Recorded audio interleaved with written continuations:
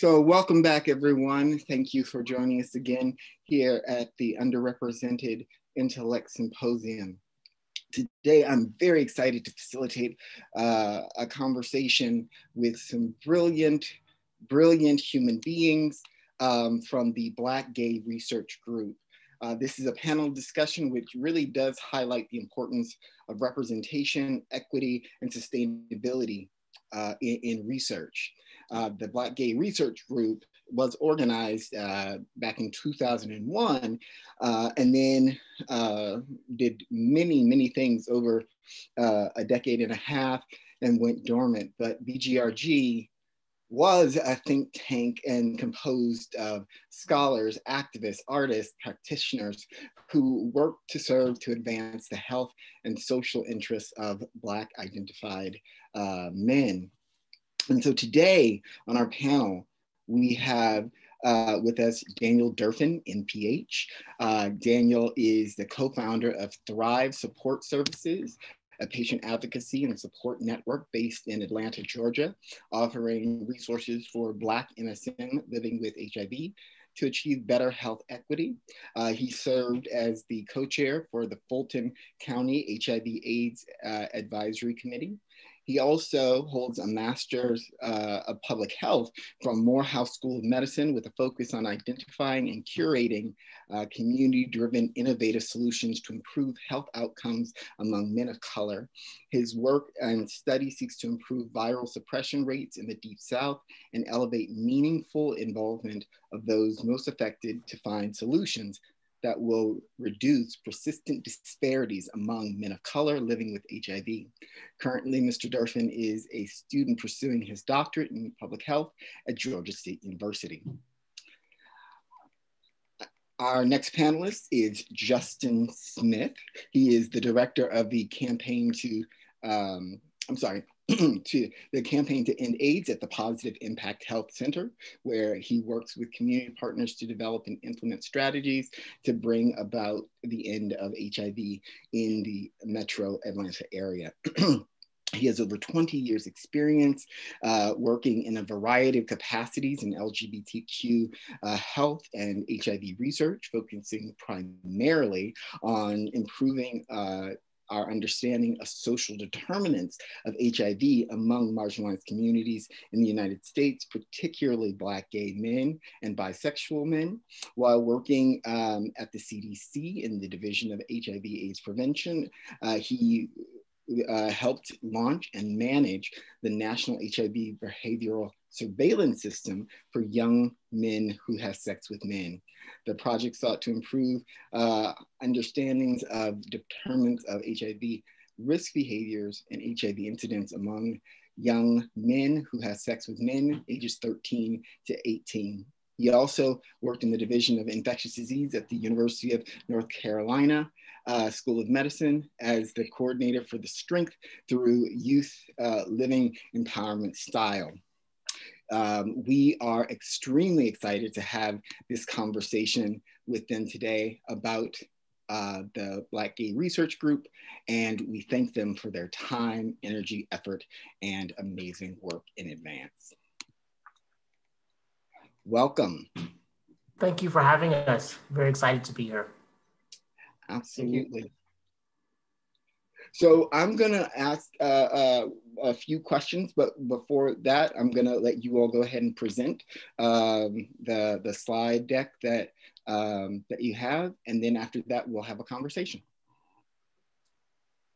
Great. Are the slides appearing? I know that sometimes that I have like several different things going on in the screen. So give me 1 second. I think that didn't work.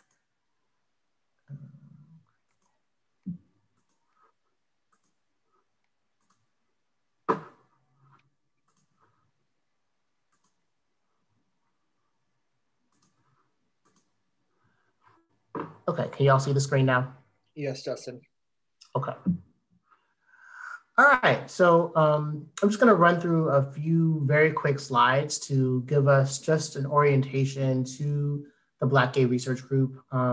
Jamal did a really great job in terms of some of the kind of overview, but I wanted to give a little bit more detail about the organization and sort of where we're hoping to go next. So, as Jamal mentioned at the outset, the BGRZ was really organized as a think tank and an organization that could help Black gay men sort of advance research on our community that was conducted by our community. And I think that that's one of the things that's so vital. There's obviously a lot of information and knowledge and research that is in the literature about Black gay men, but where I think we still need to grow is that where we serve as the producers of that knowledge. And the Black Gay Research Group was really convened as an organization to both provide opportunities for Black gay researchers themselves, and also to just advance the science in a variety of different disciplines, and not just within the health sciences, although many of us are trained in public health.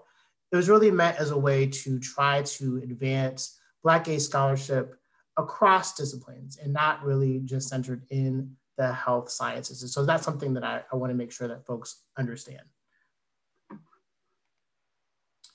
And some of the folks who are involved in this very early convening of the Black Gay Research Group are some of the leading scholars in a variety of disciplines, including Arizona State's very own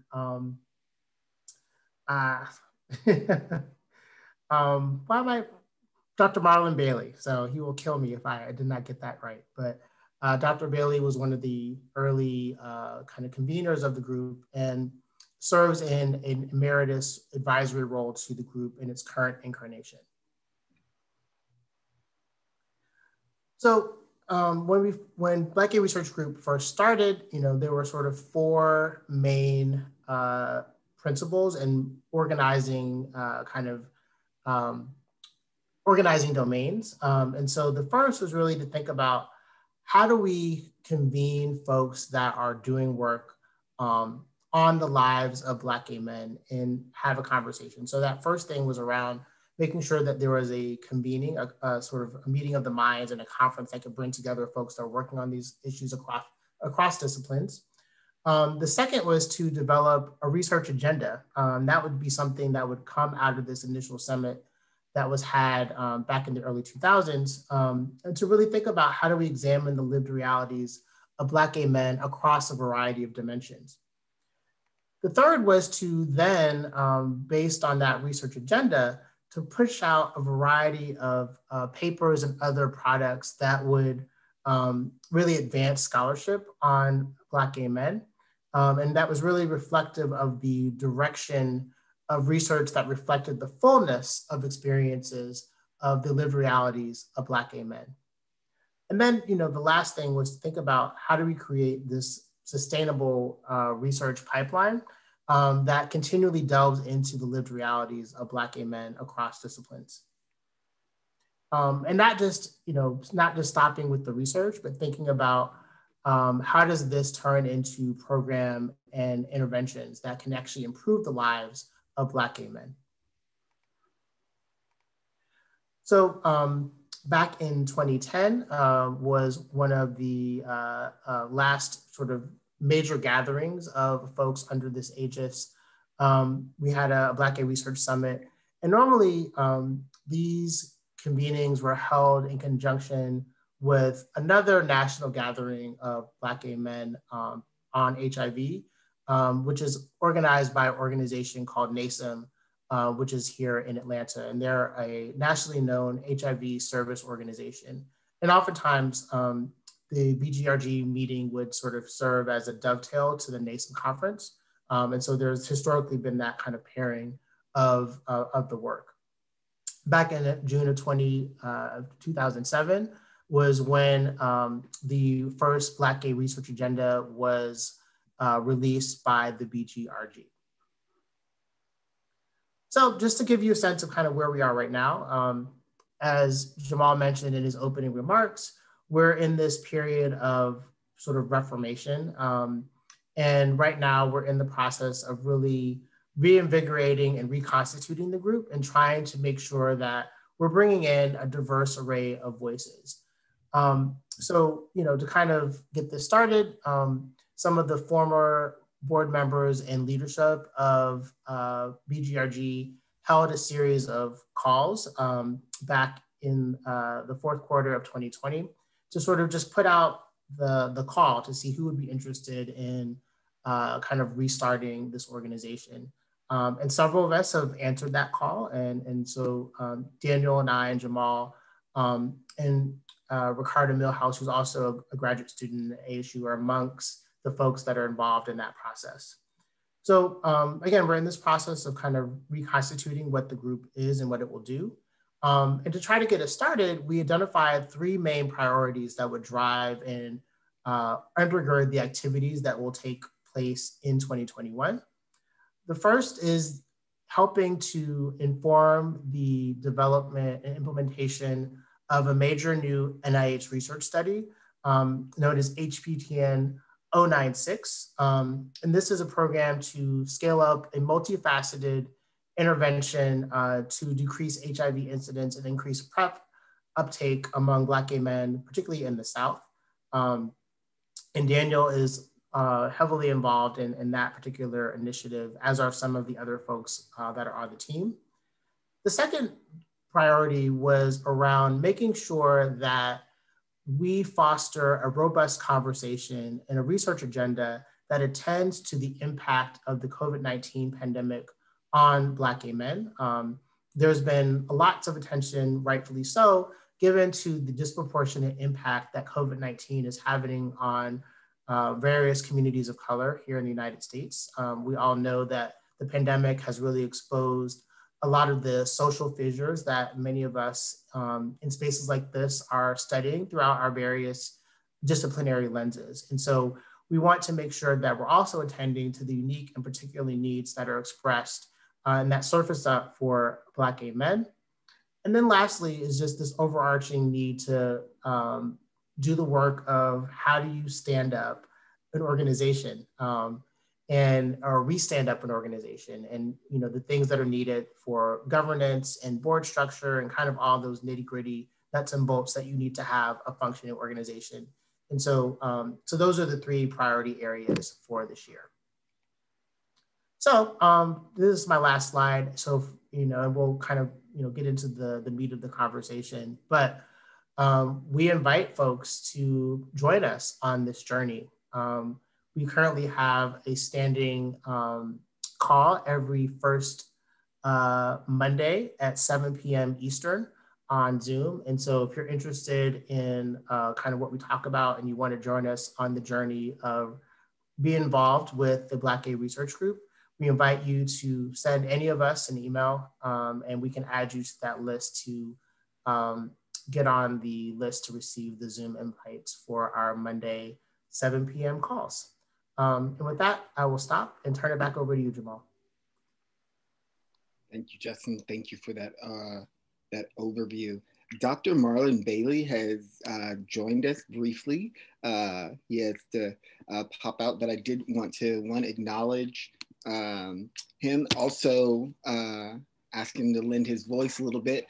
Dr. Bailey is an associate professor of women and gender studies in the School of Social Transformation here at ASU.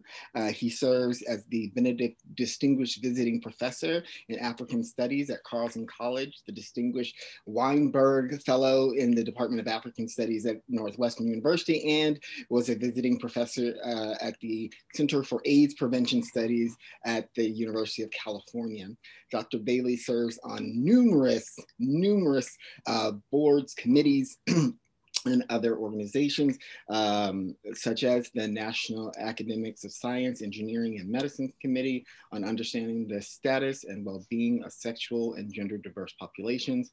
Dr. Bailey's book, Butch Queen Up and Pumped, Gender Performance in Ballroom, was awarded the Alan Bray Memorial Book Prize by the GLQ Caucus of the Modern Language Association, and a finalist for the Lambda Book Award in LGBTQ Studies.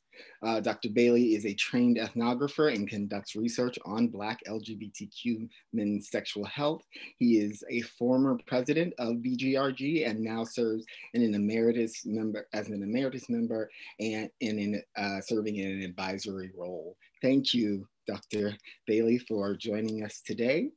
We really appreciate it. I know you said that you can only be with us for a few minutes, so I'm just hoping that you could lend your voice and talk to us a little bit about BGRG, some of the history, but also what in the transition and recapitulation of the organization, some of the former members were really thinking of what BGRG could turn into. Thank you, Jamal. I appreciate the introduction. And I have to teach in 15 minutes, so I can only speak for a couple of minutes, and I'll be filled in on the rest of the meeting by my colleagues. As Jamal said, and as Jason has articulated, the kind of history and role and conceptualization of the Black Gay Research Group, I'm only one of a many who convened the Black Gay Research Group. I was the inaugural president of the group and for several years. And I'm very much invested in the Black Gay Research Group as not only a research group, but a research and advocacy organization that has played a critical role in charting a course, creating opportunities, resisting the forms of inclusion at the research level, but creating opportunities and a course for Black gay researchers to conduct and be engaged and at the table around research on Black gay men in particular, but I would also argue Black LGBT communities in general. And I am really grateful that Jason, Jamal, and many others, some of whom are on this call, have accepted the torch that me and my colleagues have passed so that the younger generation, so some of us old heads can kind of move and transition to other things, but still provide the necessary guidance that may be required of us. I'll just say one last thing to reiterate the critical role that this organization has and will, and hopefully will continue to play in the research endeavor. There are a range of projects, federal, national projects that are underway that involve HIV prevention and sexual health and wellness of Black gay men in particular around the HIV/AIDS epidemic and the COVID-19 pandemic. And we need a group of researchers, advocates, practitioners, activists, artists, scholars, thinkers, to be at the table to help to make sure that these research endeavors are, one, involve Black LGBT people, Black gay men in particular, at the table when it's research conducted on Black gay men. Two, to make sure that the research is interdisciplinary, that reflects the way knowledge gets produced and knowledge is engaged among Black LGBT communities, that it is not a disciplinary way of thinking, because our lives are not disciplinary. Our lives are multifaceted and interdisciplinary, and the way we engage all kinds of knowledge and the way that knowledge works in our communities needs to be taken seriously at these research endeavors. Third, to advocate for the necessary resources to be tailored and targeted for our communities, and that we are not left on the periphery of any kind of funding efforts that are designed to engage in research and data collection on our communities in particular. And the only way that that can happen is that we need to be at the table to advocate for those and make sure that those things are happening. So with that, I will I'll turn it back over to my colleagues, and thank you for joining us, and thank you for being a part of this conversation. Thank you, Dr. Bailey. Very much appreciated. So Justin, Daniel, and Dr. Bailey, if you can stick around as long as you can, if you'd like to respond to some of the questions. I do have a few questions before, of course, we get to any questions that the audience may have.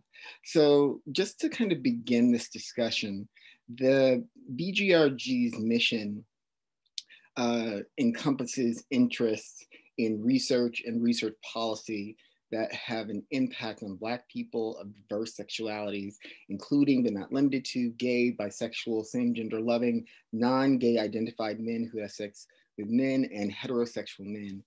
Why the need to specify these diverse sexualities? Why not just say gay or queer?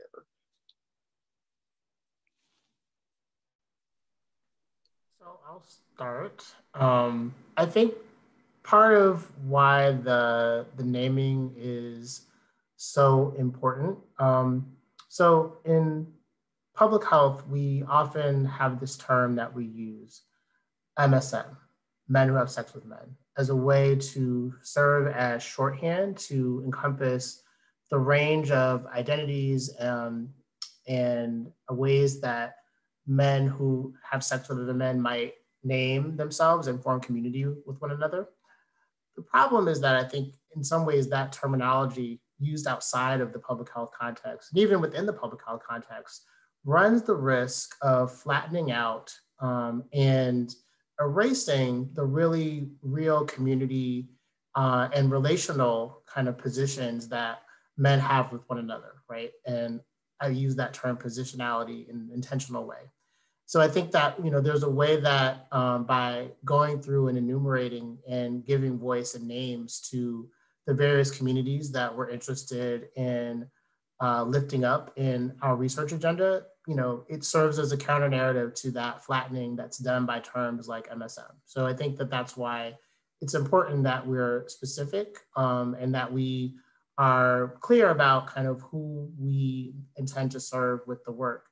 The second reason it's important is that there are very few places that we do celebrate the diverse sexualities and sexual identities that Black men hold. And I think, again, to just sort of give voice to the range of experiences and lived realities of Black men in our sexual lives is part and parcel to the work that we want to do. So I think that is embodied in just the enumeration that you spelled out. So I don't know, Daniel, if you have anything that you'd like to add, or Dr. Bailey, if he's still with us, given that he was in the original incarnation, if he wants to add anything. Yeah, I'll pause and see if Dr. Bailey wants to add anything before he jumps off for class. Thank you. I'll just only add, this is a point that we have grappled with for ages around identity and how does identity and its limited conceptualization, its limited origins, right? No sexual identity defines who someone is in terms of their sexuality. I'm getting ready to teach my queer studies class. We're actually talking about this, but we have to make sense of and be translators, if you will, of what is actually happening on the ground and what actually men tell us and what LGBT communities tell us. And then we have to kind of translate it into something that is understandable within public health institutions so that they can be effective, or we can push them to be more effective. But it's something that we grapple with. And one of the reasons why we grapple with it is because it's always changing. It's a moving target. Right. So what somebody considered to be gay yesterday is something totally different tomorrow. Queer, albeit primarily an academic term that in some ways, in some circles is beginning to be taken up by everyday communities. It still has this kind of white, middle class, academic, non-Black and brown kind of, and also sort of white privilege racist valence to it that in actuality better describes the actual project in it of itself. And that is an ability to recognize the multifaceted nature, as Jason and Jamal talked about. And I'm sure Daniel will follow up because he's very much involved in community work around this issue of identity. But it really speaks to and captures the project, right? That sexuality is a process. It is not a accomplished fact. It is something that is lived and changes over time. And how we define it is always behind what it actually is. So we've tried to make sense of that, a very complicated thing. And I think that what we have come up with is one, to sort of stick with something that is translatable while at the same time be open for the changes as they present themselves, as communities tell us how to define them and who they want to be referred to as. Yeah, no, they captured everything. I think the only thing I would add, again, just being mindful of like how geography plays into this, So like, I live in Atlanta, Georgia. As Dr. Bailey was saying, it is still a slow uptake conversation on truly hearing like individuals identify as queer and really like unpacking what does that mean. So I definitely think with BGRG having more specific communities laid out in the mission and in our vision, I think it only brings some more people to the table. Always, again, willing to add more of individuals' truth to the conversation than not.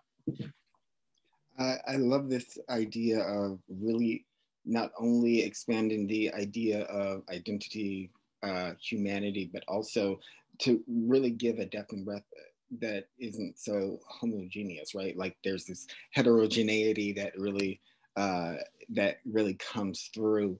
And so one of the things I'm wondering is, can you all speak to some of the socio-cultural, social-structural complexities of the lived experiences of Black MSM, and I'm going to use that as an all-encompassing, as Justin pointed out, and really speak to like, why would a group like BGRG be so necessary in relation to those sociocultural and socio-structural complexities? I'm gonna let my colleagues tag in first. So I think one of the things that I'll start out by saying is that we have to make sure that we are accessing the process of knowledge production about ourselves as a pathway to power. So often we see, I'll talk about what I know best in HIV. Much of the research that is produced and the knowledge that we have about HIV as it impacts Black gay men, a lot of it is not produced by us. And so what does it mean that a community doesn't become legible in sort of kind of a scientific way, which we know informs policy and informs resources, resource allocation? What does that mean when we don't control that narrative? I think it makes us more vulnerable to, some of the things in the sort of systems of harm and power that, again, all of us have become so much more in tune with due to the pandemic, because it's exposed all those. And again, these are things that most of us are not, we're not new to this, right? But I think, part of why this group is important is that we know that, in sort of normal administrations like the one we're in, I think under the previous one, data and science don't really mean anything in terms of resource allocation, but we would hope that, this data generation is a way to kind of make sure that our community gets the resources that we deserve. And so that's, kind of one concrete example of kind of why this group is necessary. Given that research generates knowledge that provides the kind of basis upon which decision makers make decisions about policy and resources that flow to different communities. And so, that's just one example. Yeah, I think for me, it truly is the intersection of lived experience and truly like the scientific rigor conversation.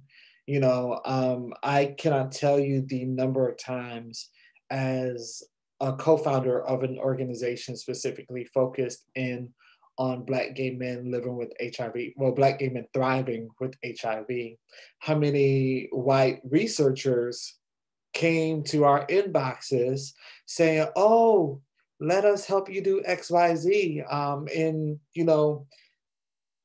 It was in the process of attempting to put it in a box and make millions of dollars off of it, like so many other evidence-informed interventions that have been the brainchildren of Black gay men, who are nowhere to be found outside of the acknowledgement sections of paper behind a paywall, So really being intentional from the start to the finish of saying, no, sis, we gonna ease back. We're not there yet. Thank you for visiting us, but we're really gonna sit down and really map out our timeline to say when we are ready to move to those key steps. All of that is informed, truly by lived experience, because again, like as a person living with HIV and as a person who has been, who have used these systems, that we regulate our community to, we know where individuals fall through the cracks, right? So truly being able to set up bridges, not only to circumvent in that specific crack, but also think of the upstream issues, like how do we educate our community to ensure that we won't have to continue going through those same problems? How do we create a new system that is culturally affirming and like filled with love, ran by the people who look like the people serving and needing those services? So I think we have to be that organization. And I think the last thing that I would say, and it's always the transition process. And this is how you've been in the game a little bit. You're the new flamethrower. So like my first BGRG conversation was in 2009. I won't say how old I was. But as I prepared for the 35th birthday, and being able to serve in those rejuvenation projects, it gives me hope, to give me chills. It keeps me up at night. As many text messages to my partner in crime over here, like, oh my God, like how are we gonna do X, Y, Z? But again, through brain power, through love, through maintaining the power that we have built amongst our platform, solutions are created. So we are definitely needed. I think those are absolutely stunning, phenomenal responses. And really, it brings me to this idea of the connection between community and research and researchers. So I do want to ask, what do you all think? Do gender and sexual minorities within academia, within research, have an ethical responsibility to Black gender and sexual minority communities? And what does that ethical commitment look like? Certainly, I whatever the saying is, to whom much is given, much is that one. That one right there. No, I think we have to be at the table. We have to be the ones creating, implementing, evaluating, and replacing into the community from the get-go.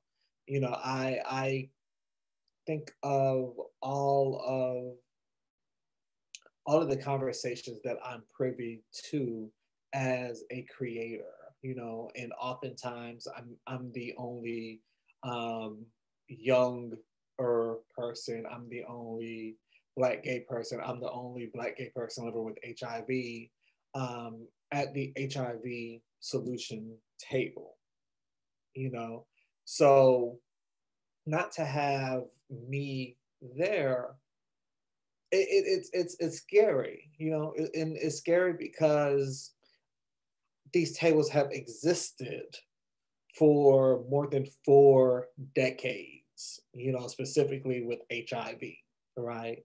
And oftentimes we are the anomaly. We have to be the ones attempting to bring some version of equity to not the community, to like people we are actively in relationships with, either as friends, as lovers, as used to be lovers, and maybe we're gonna reconnect one day. Like I am fighting for me in the same conversation. So yes, we hold more of a moral responsibility to protect ourselves. I'll end with the quote, nothing about us is for us, and that's the truth. And I yes, I'll pause. Go ahead, Justin. Yeah, I mean, I think you really summed it up beautifully, Daniel. I think the only thing I would, add is I think the way that I've thought about it is really in terms of accountability, and the fact that when you are part of a community, you have a greater degree of accountability to that community, because it's not as if you are disconnected from that community, from our community. Um, Oftentimes when I see work that is produced by folks that are not part of our community, and some of whom do good work and some of whom do work that I think has some gaps, there is a way that disconnect, I think, leads to those gaps. When you can do this work and sort of say like, okay, well, this is my fun little science project that I'm going to do research on, and like, I'll write a paper about it. And like, then, my relationship to this community is over, because I've gotten what I needed from you, that kind of extractive type of research. Those of us that are part of the community, that isn't kind of how we operate. And that isn't the way that it goes down, because we are not separate from the community that we serve, right? One of the things that I hate hearing so much in research, particularly in public health and HIV research, is this conversation about people being hard to reach, right? This notion of hard to reach populations. Like, it's not hard to reach the communities that you yourself are part of, right? I think, there are communities that are, not resourced and undervalued, right? There are communities that have not received investment. Like, I think that is a more useful framework. Or, really putting the accountability back on systems as being things that are difficult to access, right? And we've seen that in, perfect example is the COVID vaccine allocation, right?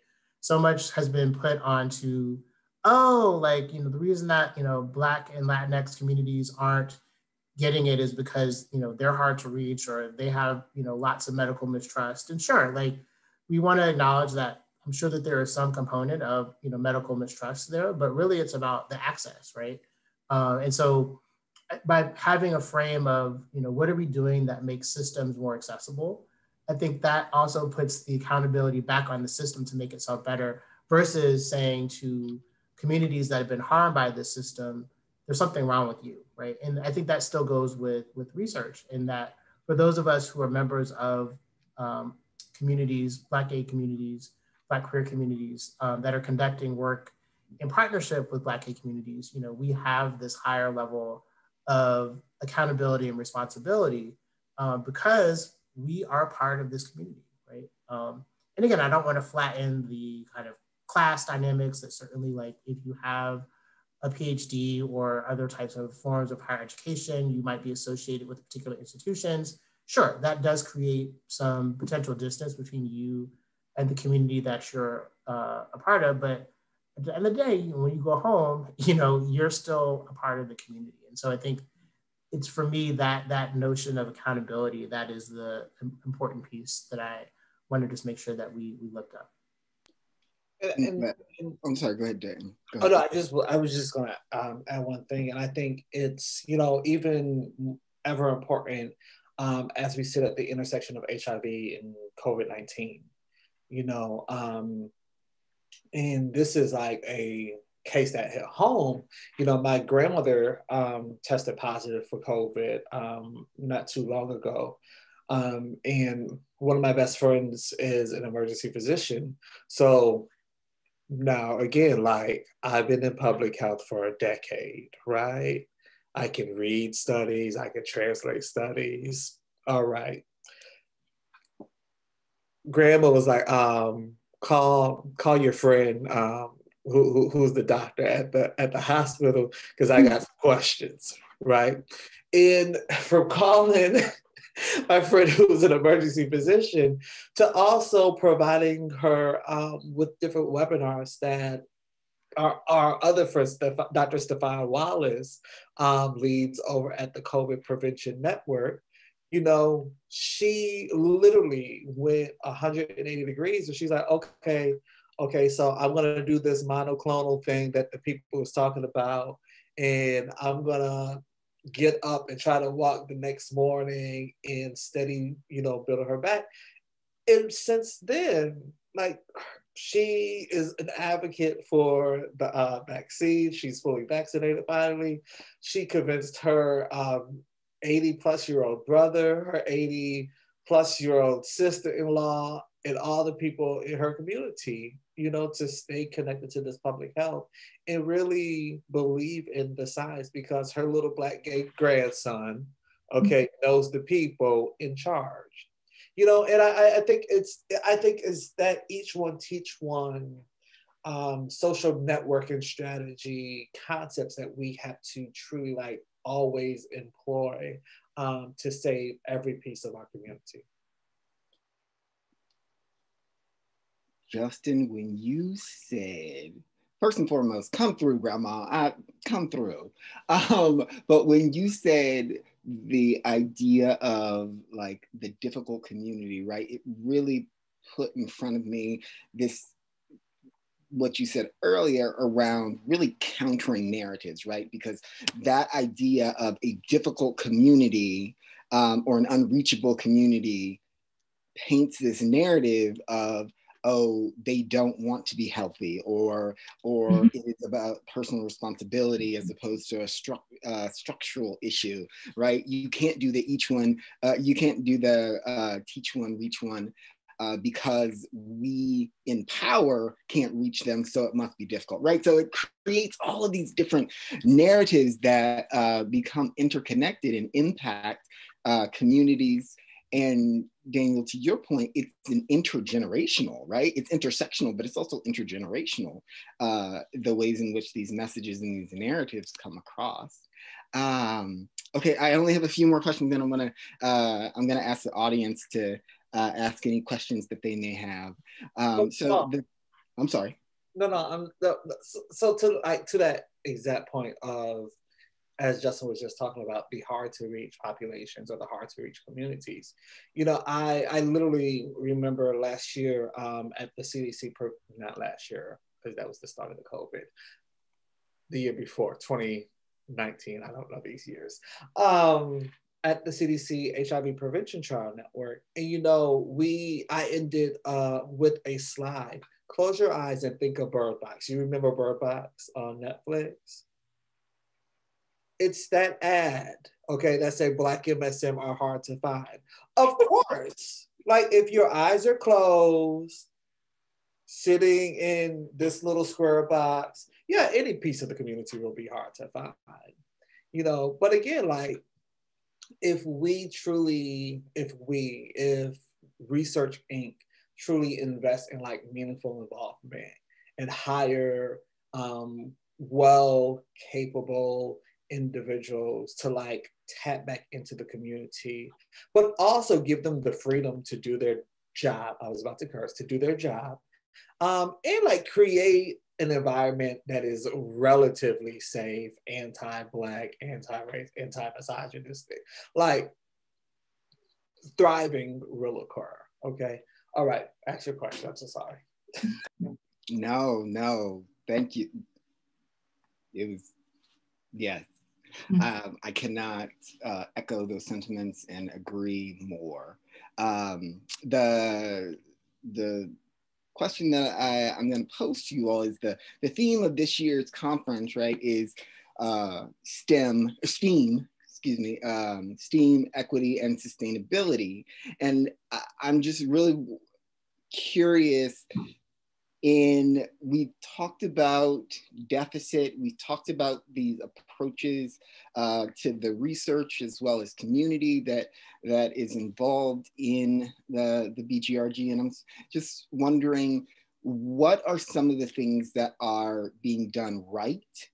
And how do you think those things can continue and evolve to actually be to establish and continue equity and sustainability in these different fields?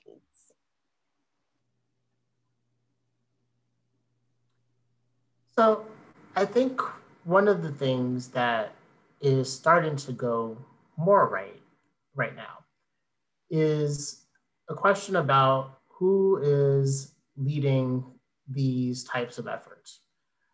I think that one of the things that's been made possible through the uprisings of the last year is that there has been, what the Brazilian educator Paulo Freire talks about is the conscientization of the population. And I think one of the things that has made possible is that people are more attuned to paying attention to power and how power dynamics influence literally everything.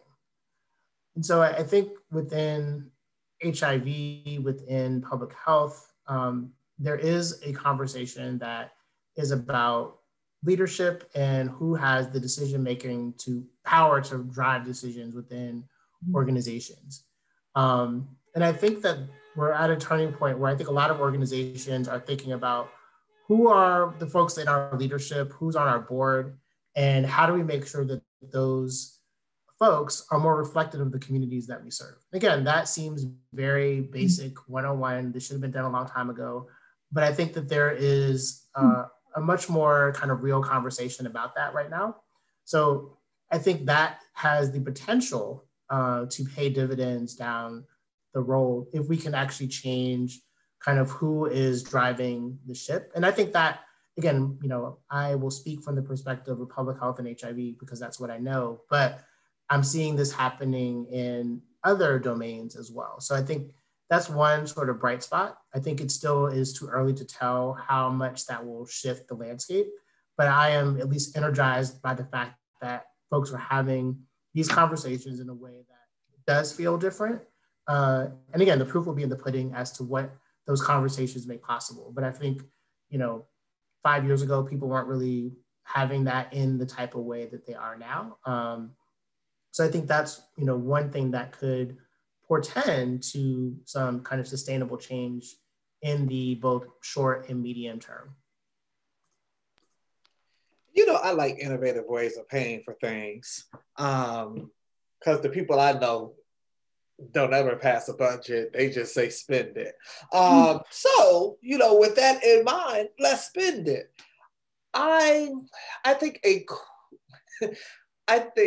some type of a 0.5% to 15%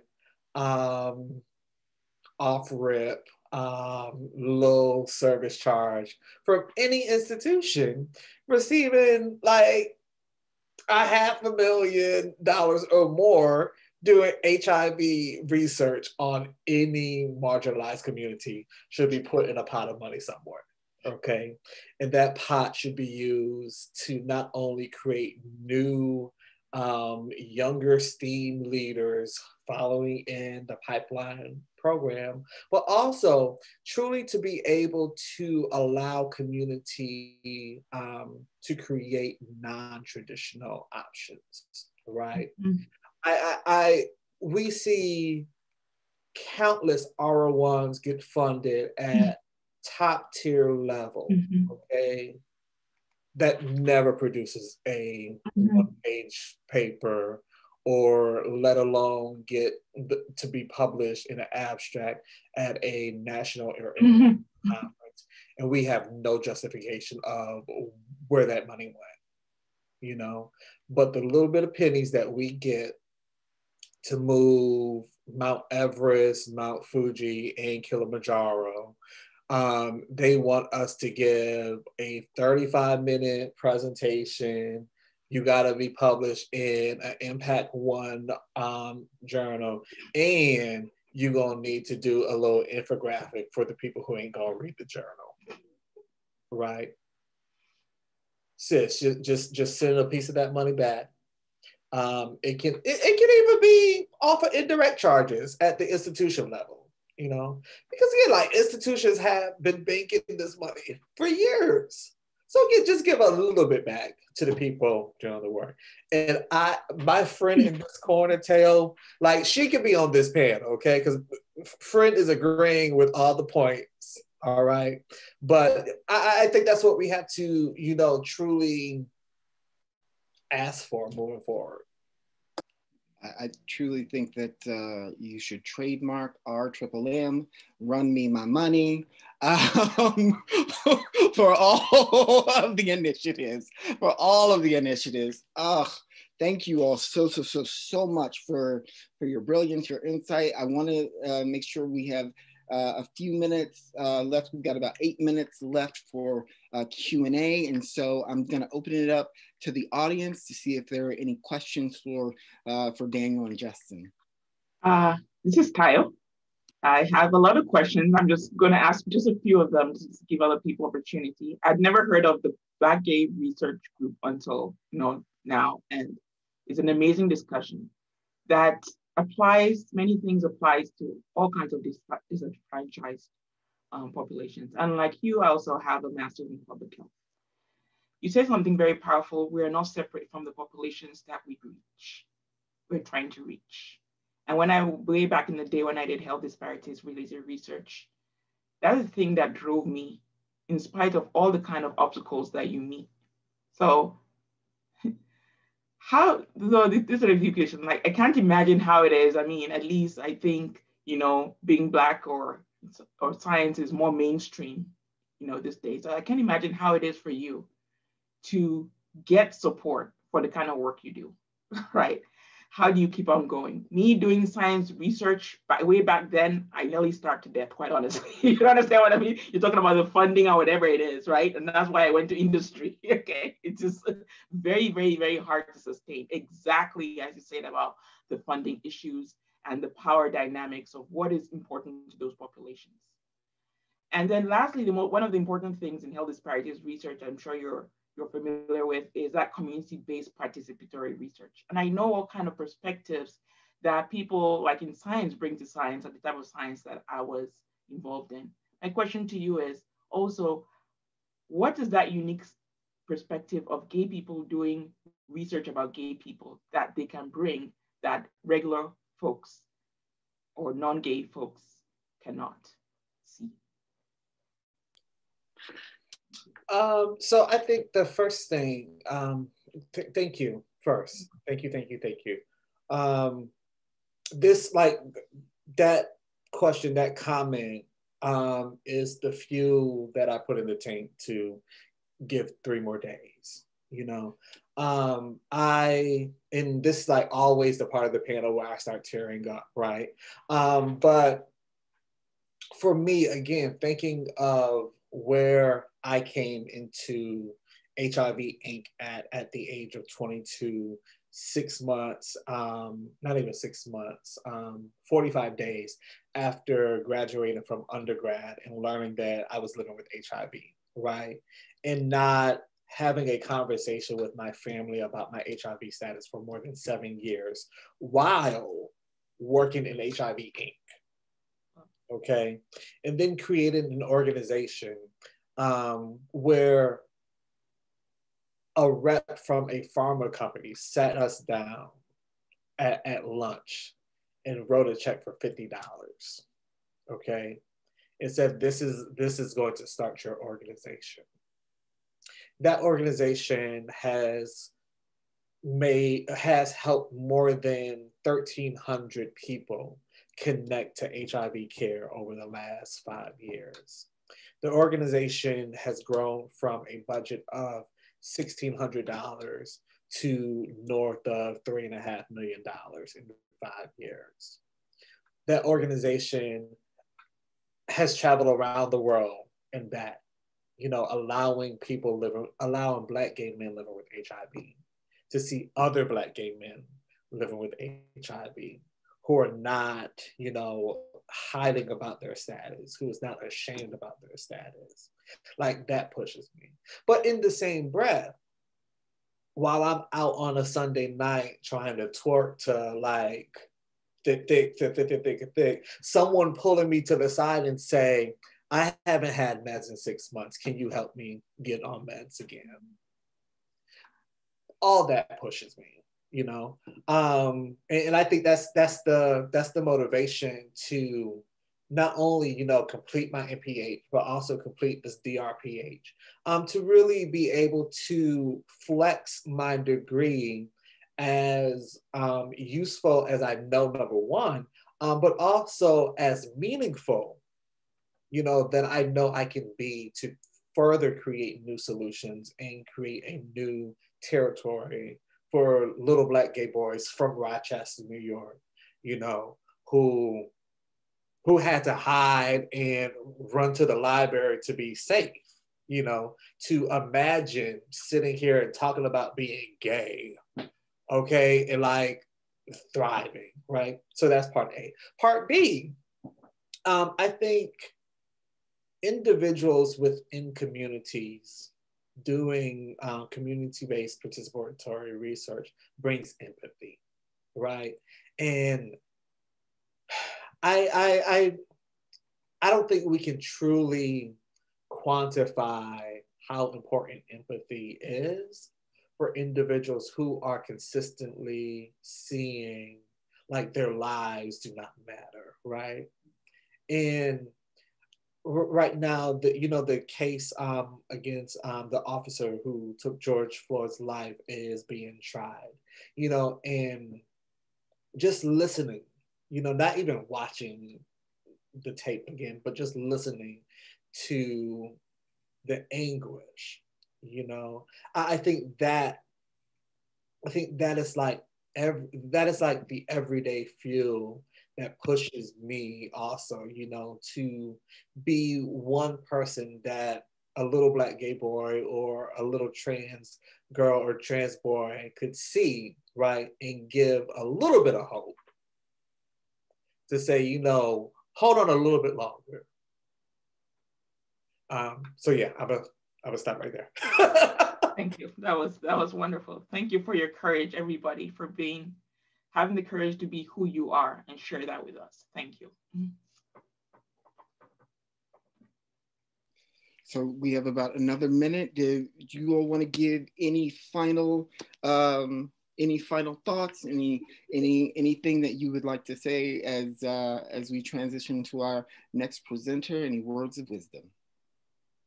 I guess the only thing I'll say is just to re-extend the invitation to join us on this journey. So if you have been moved by any of what you've heard today and you want to join us on our journey of reconstituting this really vital organization, I invite you to just drop any of us a line. I think you will have, at least especially Jamal's contact in the program, and just let us know if you want to join us for our 7 p.m.